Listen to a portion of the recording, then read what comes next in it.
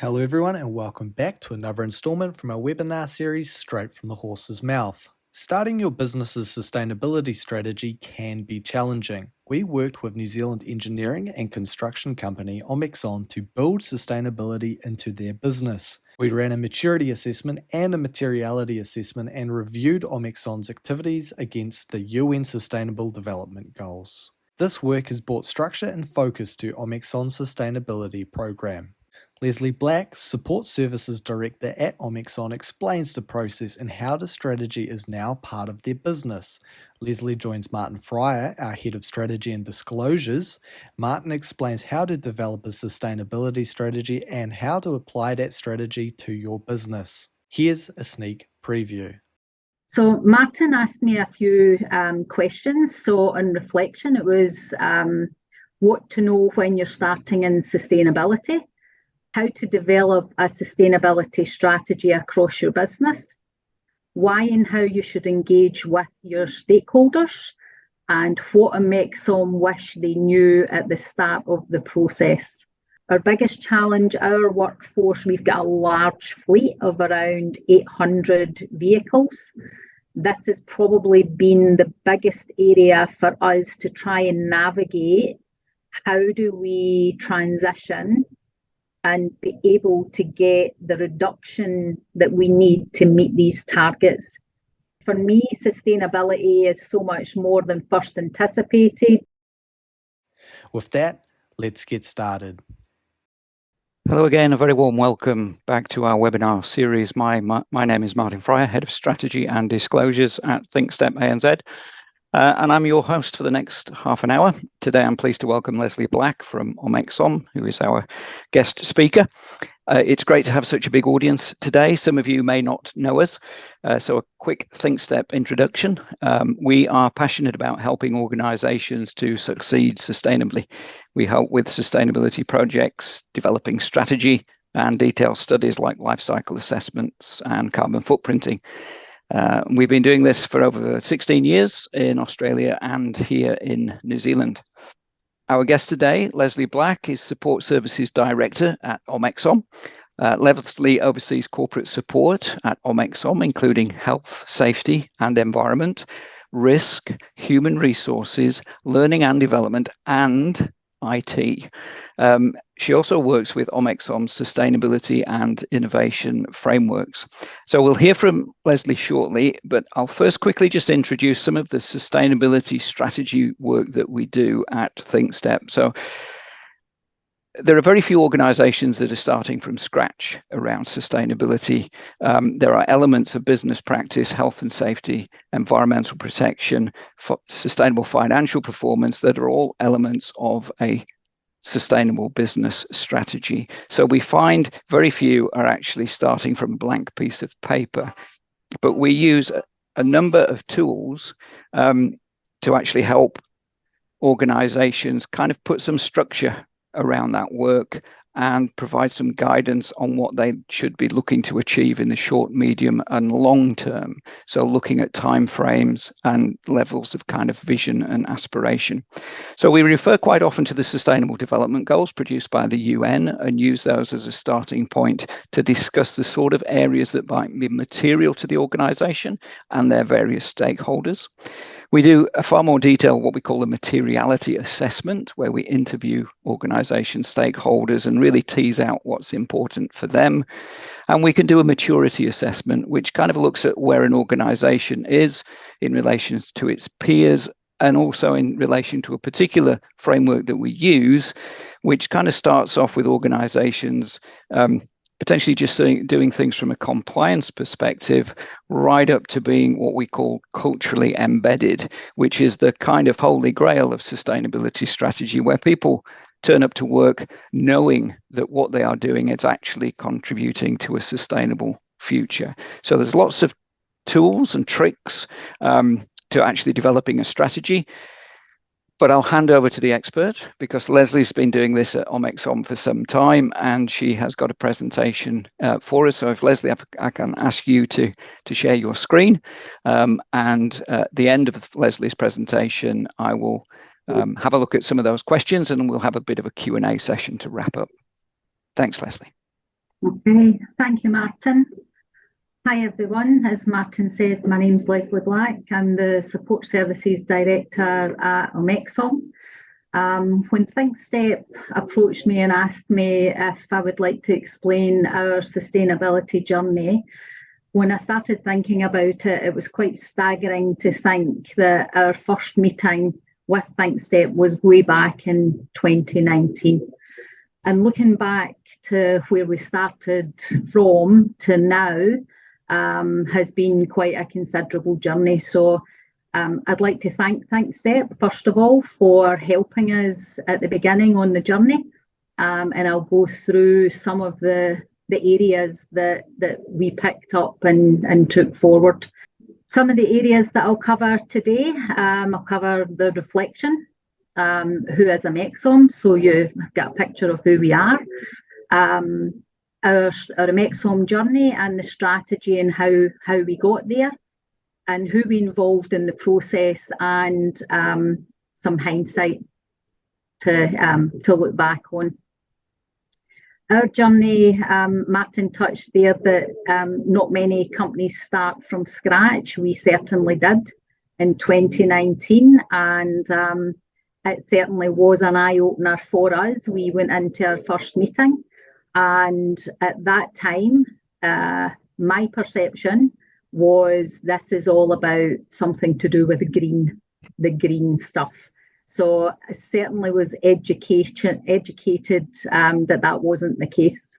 So Martin asked me a few questions. So on reflection, it was what to know when you're starting in sustainability, how to develop a sustainability strategy across your business, why and how you should engage with your stakeholders, and what Omexom wish they knew at the start of the process. So hopefully through the presentation today, I will be able to cover each of those items that Martin has asked us to explain to you today.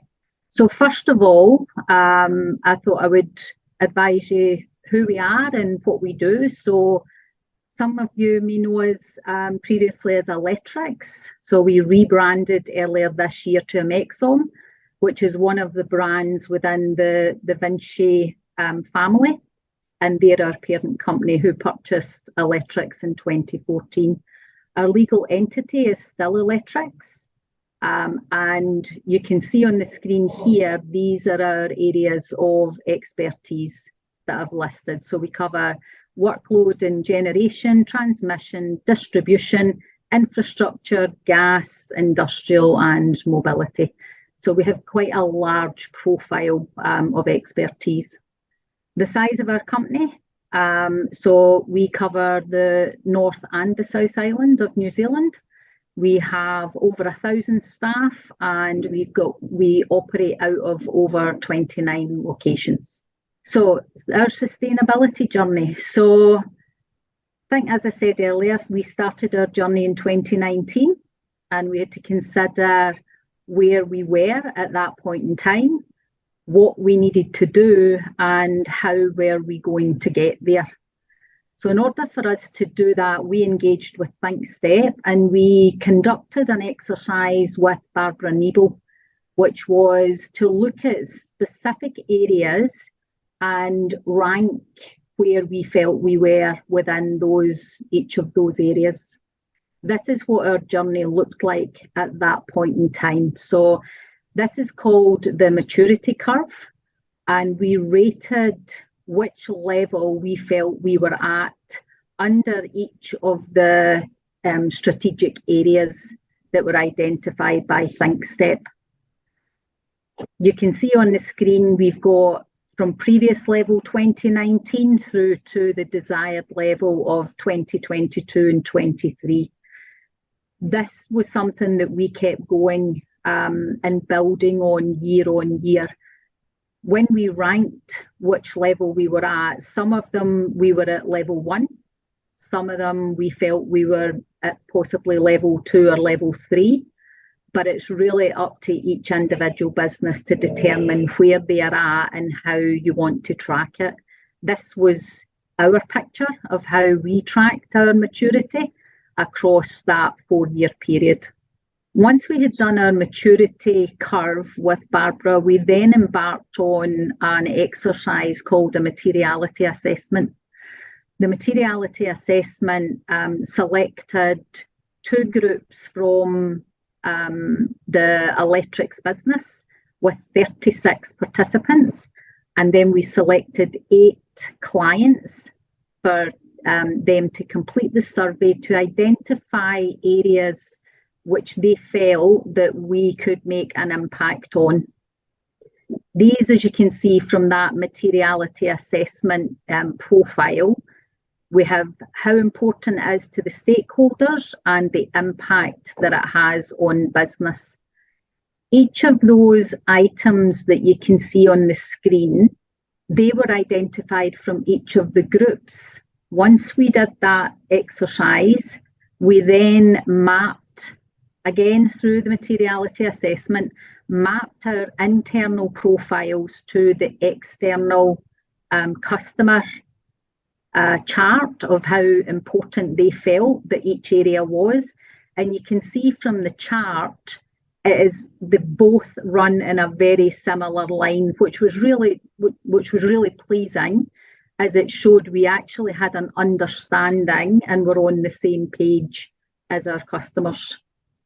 If we weren't on the same page, there would have been areas identified that we would have had to have picked up and brought in to work with on that materiality assessment. So this piece of work was a critical piece in the puzzle to make sure that we were on the right track. Once we had completed the materiality assessment, we then moved on to engaging with the wider business. So we then did another exercise with our middle and senior managers and introduced them to the sustainability development goals. And we tasked them in a workshop environment to allocate their thoughts on which sustainability development goals were relevant for our business that we could make an impact on. And that's what you can see here. We then aligned those sustainability goals with our materiality assessment. So each materiality assessment item is now detailed against an SDG goal. By bringing our managers in at that point, we were able then to start the journey and start to actually look at how do we take this forward and embed some of this and start actually making things happen within the business. We did that through setting up of a sustainability governance structure. We were very keen that we weren't just looking at the green, which we all thought at the very beginning when we did the assessment at the maturity curve. We were very, very clear we wanted a balanced approach across each stream. So we set up each of the streams. So we had the economic stream, the community stream, and the environmental stream. And overarching that was our governance steering committee. That structure worked extremely well for our business. It allowed us to have involvement at the employee level and involvement at the management level, and it worked extremely well for us. Once we had established our individual streams, we had stream leads and then we had stream participants. We then set about as a management team creating the policy. So we had our governance structure in place first before we looked to introduce the policy. And the reason we did that was so we had the commitment from the business to align with a policy that we could actually work with and do something with. So again, the policy we split into the 3 streams: community, you may know it's social, we decided to call it community, environment, and economy. And again, it was really important for us that we had a balanced approach across all of this, rather than just a single focus on environmental. Once we had our policy in place, we set about creating our strategic plan.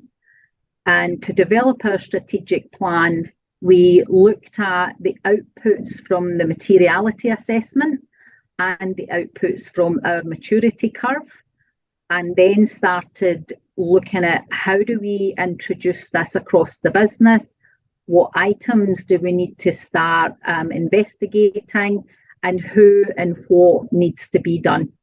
This is now our second strategy plan.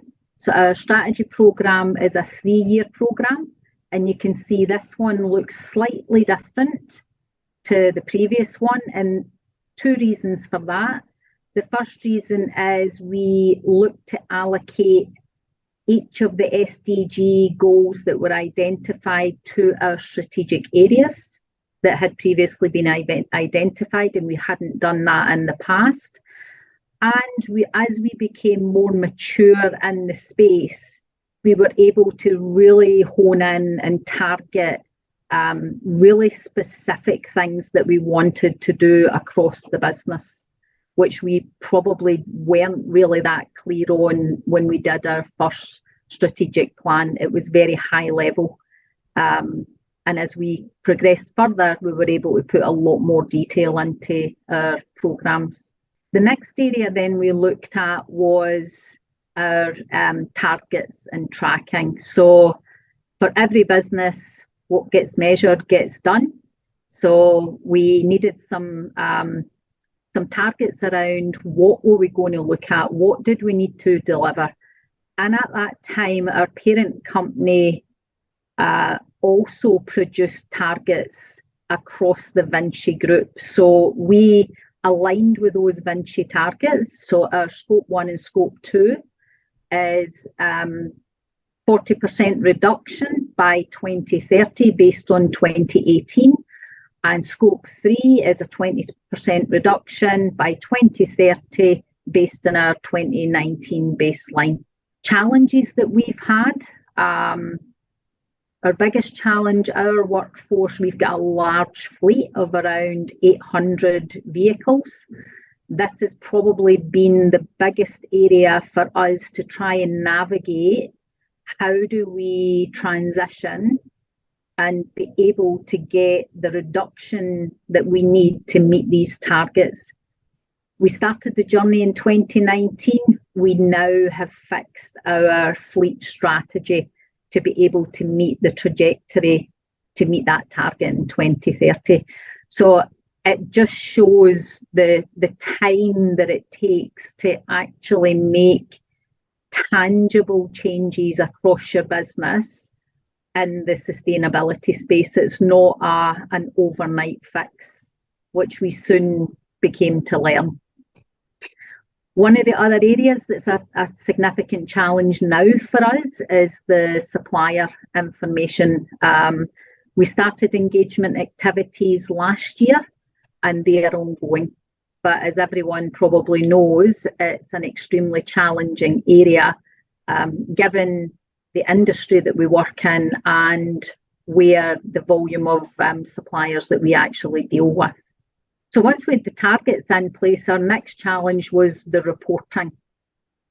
And I think every business has had these challenges. So we were lucky enough that our parent company, Vinci, they had developed a tool that allowed us to put in our information and then be able to measure our scope 1, scope 2 and scope 3.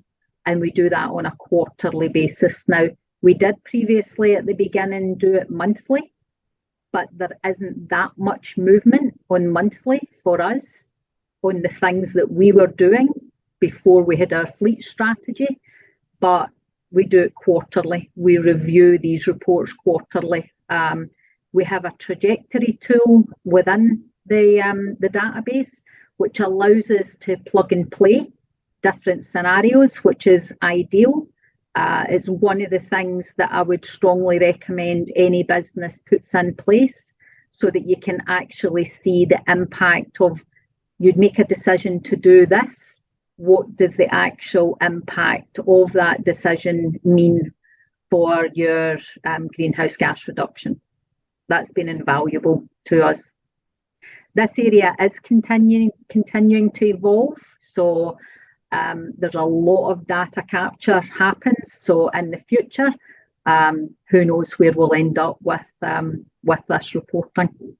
The next area that we looked at was when we were on the journey, we were doing a lot of really good stuff, but we didn't have anything to actually showcase what we did, how we were doing it, what the outputs were. So we then started the journey of our marketing activities. We have as you can see here, we've got our commitments, our sustainability commitments. We then have 3 sets of individual case study brochures, which feed into that sustainability commitments brochure.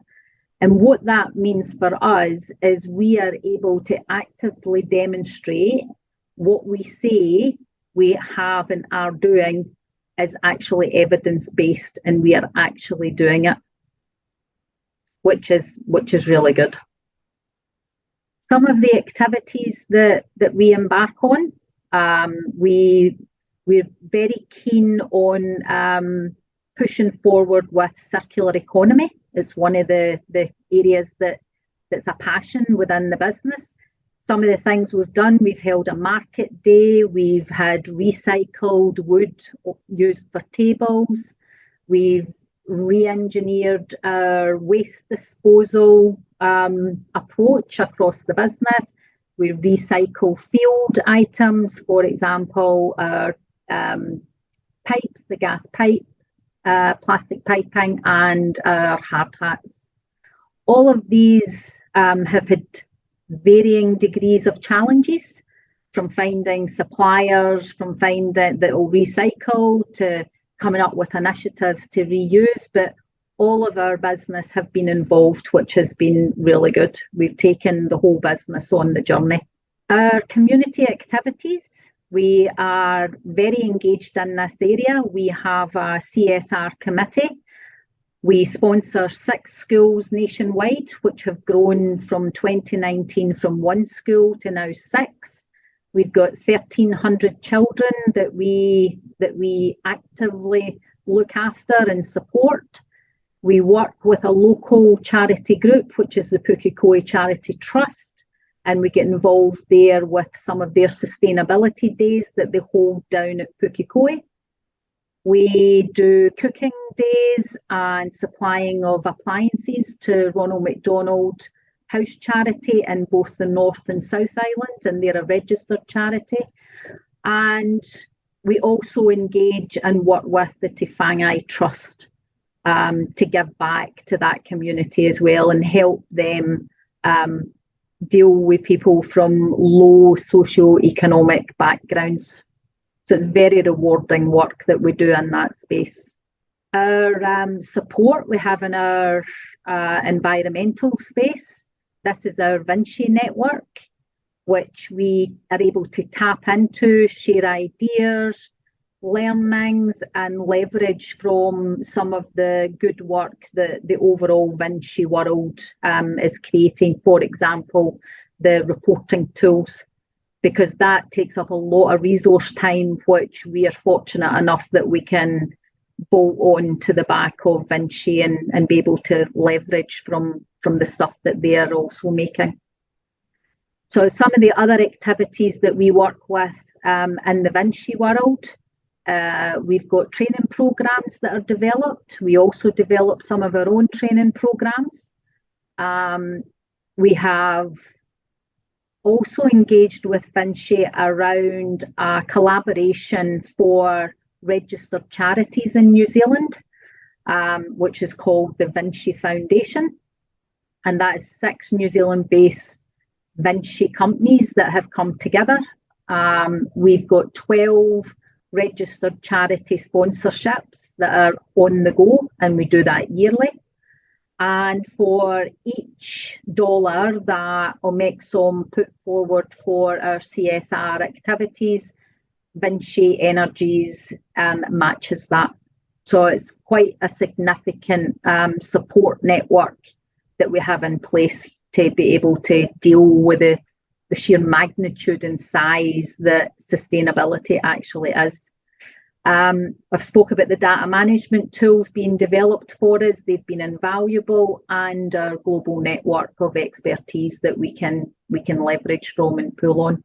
So I was asked at the start of this by Martin, so what do we wish that we knew in the beginning? And I've put on here that for me, sustainability is so much more than first anticipated. And for us, the journey continues. As I said at the beginning, for us, it was mainly about the green, as you can see from the picture. But after the educational piece that we received from ThinkStep and the journey that we commenced with them at the beginning, I like this saying that I had seen in one of the presentations that I had attended in the past, where green is a trend, sustainability is a mindset, and it definitely is. We are now at the stage where we see sustainability as a business as usual activity for us. It's no longer a standalone out at the side. This is something that's done by someone else, which is fantastic. So that's been our sustainability journey. Hopefully it's given some insights into how our strategy was developed and how we managed to take it forward in our business. So thank you very much for your time, and I'm open to any questions from anyone. Lesley, thank you very, very much indeed. Fantastic presentation. I'm just amazed at the amount of kind of work you get involved in, the breadth of the kind of sustainability strategy that you have. We've got some great questions coming in. So the first one from Sahar is, what were the main challenges to convince the executives for the sustainability strategy and the commitments that are associated with that strategy? The main challenge, I think, at the beginning, I wouldn't even say it was a challenge. I would say it was more an educational requirement. The senior management team, of which I'm one of them, we went into that first meeting with Barbara Niebel to do our maturity curve, having very little to no knowledge of what actually sustainability meant. As I said, for us, it was some environmental thing. And I think every senior leader in Omexom would hand on heart say the same. So I think not so much the challenge, but the focus for us was certainly we needed educated in this space. Thanks, Lesley. We've got a question from David Bird. David is in the not-for-profit health space, where compliance and cost are the only elements to get anything moving. So do you have any tips for David for developing the strategy with an already time-poor management team? It takes commitment. It does take time, and it does take legwork. It does take commitment time from your senior leadership team right down to every person that works in your business. I think you need to drive forward the benefit. You can get benefit that may not be monetary or may not be compliance-based, but if you can sell the benefit of operating a sustainability strategy within your business, people will start to naturally buy in. One of the areas that you may find that you get a challenge in is where you look for people to be involved in various activities. After that first involvement, people will be knocking at your door to then take part in the next one. That's what we found. So yeah, I think getting people on the bus and taking them on the journey to see the benefit is what you need to do. Thanks, Lesley. We are on the half-hour mark, but there's just a couple of quick questions, if we can include them. Your favourite or most rewarding part of the journey so far? Taking something that I didn't really understand from nothing to something that is now fully across and embedded and at all levels within our business. Cool. Thanks, Lesley. Look, we'll wrap it up there. Thank you so much, Lesley. Thank you for people who have logged on and attended. Our next webinar is on the 21st of November, which is about measuring and reporting your environmental performance, and that's with Stride Property and ESP. So hopefully you can join us for that. In the meantime, thank you all for your attendance, and we look forward to welcoming you back soon. Have a great afternoon. Thanks, Martin.